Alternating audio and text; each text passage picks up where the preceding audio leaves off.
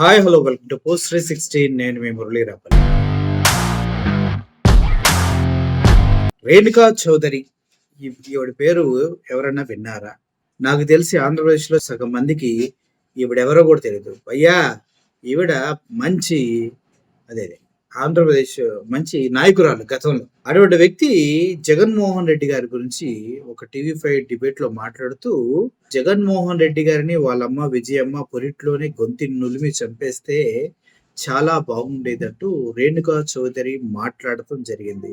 ఏమ్మా అంత ప్రాబ్లం ఏమొచ్చింది నీకు జగన్మోహన్ రెడ్డి గారితో అని చాలా మంది అడుగుతూ ఉన్నారు. అసలు రేణుకా చౌదరి అనే వ్యక్తి గురించి పూర్తిగా తెలిసిన వాడెవడో ఆవిడ మాట్లాడిన మాటల్ని కేర్ కూడా చేయడు. ఎందుకంటే ఈవిడ పరమ పచ్చి తాగుబోతు. తాగి అటువంటి మాటలు మాట్లాడిందా అని అందరూ అంటూ ఉన్నారు. పరమ పచ్చి తాగుబోతు అని నేను అనలేదు. అది కూడా ఒక క్వశ్చన్ అవర్ లో పాత్రికేయుల మధ్యలో కూర్చున్న రేణుకా చౌదరిని ఒక రిపోర్టర్ క్లియర్ గా అడిగారు. రేణుకా చౌదరి గారు, మీరు విస్కీలో సోడా కలపకుండా రానే తాగేస్తారంట, అటువంటి పరమ పచ్చి తాగుబోతైన మీరు అసలు ఎలా మీరు మద్యం వ్యతిరేక ఉద్యమంలో పాల్గొంటారు, సారా వ్యతిరేకంగా ఉద్యమంలో ఎలా పాల్గొంటారంటే, మేడం గారు తడుముకోకుండా సారా వ్యతిరేక ఉద్యమంలో నన్ను మీరు చూడలేరు అంటూ, అయినా అది వేరు ఇది వేరు, ఇది సో టిఎల్ఎఫ్ ఎల్ఎఫ్ ఏదో చెప్పి అది సారా అని దాన్ని ఏదో కించపరుస్తూ మాట్లాడిన మహాగణురాలు ఈవిడ. ఈవిడ గురించి చెప్పాలంటే రాజకీయ నాయకులతో అంటే పార్టీల్లో బాగా విరివిగా పాల్గొనేవారని గతంలో చాలా మంది మాట్లాడటం నేను కూడా విన్నాను. అసలు ఆ గేటు దగ్గరే వచ్చి కారు ఎక్కించుకుని పార్టీలకు తీసుకెళ్లేవారంట మేడంని. అలా ఉండేదంట మేడం గారి హవా. అటువంటి మహా తల్లి ఈరోజు జగన్మోహన్ రెడ్డి గారి గురించి పురిట్లోనే వాళ్ళమ్మ గొంతు నులిమే చంపేస్తే బాగుండిద్దంటూ దరిద్రంగా మాట్లాడినప్పుడు ప్రతి ఒక్కరూ ఎవరిది చెప్పు తీసుకుని మొహాన్ని పగలగొడదామా అన్నట్టుగా అనుకున్నారు. కానీ ఆవిడెవరో ఎవరికి తెలియదు కదా. ఎవరో మాట్లాడారని తెలుసు. ఆవిడ పూర్వ పొలిటీషియను, ఏదో పచ్చి అని ఇవన్నీ తెలియదు కదా. మేడం గారు మేకప్ లేకుండా బయటకు వస్తే ఎవడు గుర్తుపట్టరు కూడా. అటువంటి ఆవిడ కూడా జగన్మోహన్ రెడ్డి గురించి మాట్లాడితే అసలు ఈ మొహం ఎవరో, ఈ మాట్లాడిన ఆవిడెవరు, ఈవిడ గతంలో ఏంటనేది ఇప్పుడున్న ఆంధ్రప్రదేశ్లో ప్రజలకి ఎవరికన్నా తెలుసా? కౌన్ కిస్కా గొట్టంలా ఉంది ఈవిడ ఎవరంటే. నేను అడిగితేనే చాలా మంది చెప్పట్లేదు ఎవరావిడ అంటూ ఉన్నారు.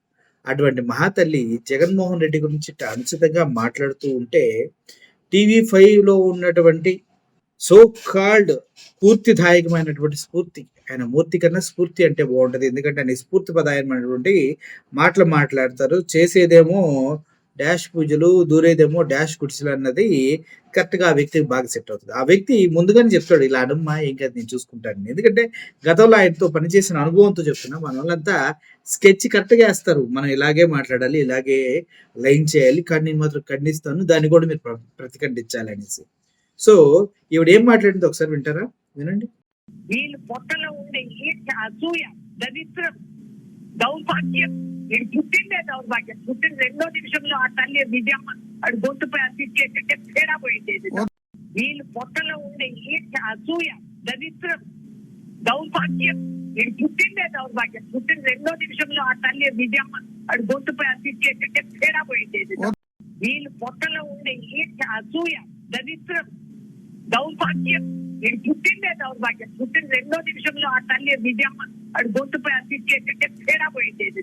అది మూర్తి గారితో ఆవిడ మాట్లాడిన మాటలు. మరి పచ్చి తాగుబోతే నేను అన్నా ఇందాక నుంచి చెప్తున్నావు కదా, దానికి ఆధారాలు ఏంటంటారా? ఇవి చూడండి. ఇక్కడ ఈ రిపోర్టరు ఎంత ధైర్యంగా, ఎంత ముఖం మీద చెప్పుతూ కుట్టినట్టు నువ్వు పచ్చి తాగుబోతోని అడ్రస్ చేస్తూ మాట్లాడితే దాన్ని సమర్థించుకుంటూ ఆవిడ కూడా నేను ఆ ఉద్యమాల్లో ఉండనంటూ మాట్లాడింది. ఒకసారి చూడండి.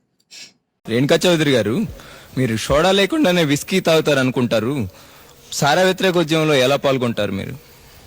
దానికి దీనికి సంబంధం ఏంటండి? సోడా లేకుండా విస్కీ ఐఎంఎఫ్ఎల్, సారా నిషేధం ఏమో సారా సంబంధం. ఏదైనా దేని గురించి అడుగుతున్నారు నన్ను? మద్య నిషేధం మీద. మా సంపూర్ణ మద్య నిషేధం గురించి ఏంటి? మద్య నిషేధం ఉద్యమంలో మీరు పాల్గొంటా ఉంటున్నారు లేదే.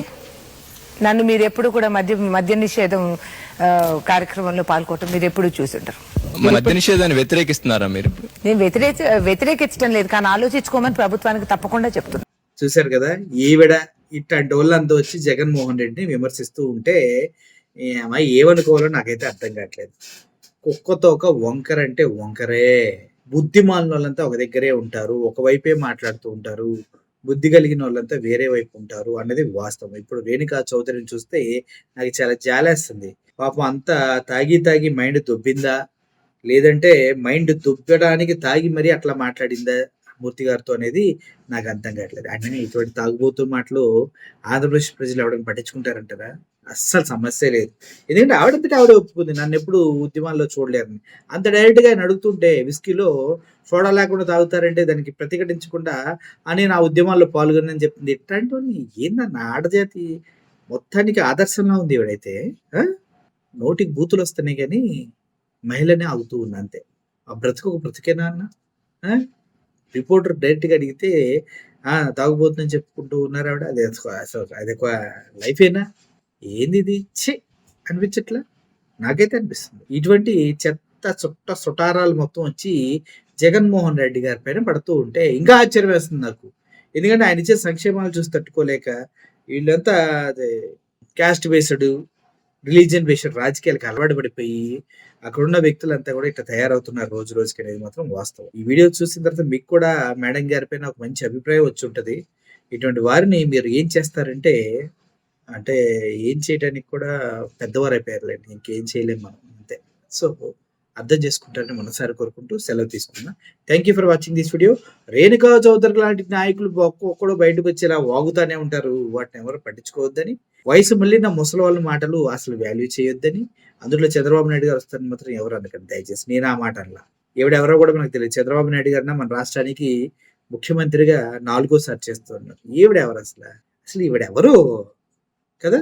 సరే. మీ అందరికి అర్థమైంది నేను అనుకుంటున్నాను ఆ కవి హృదయం.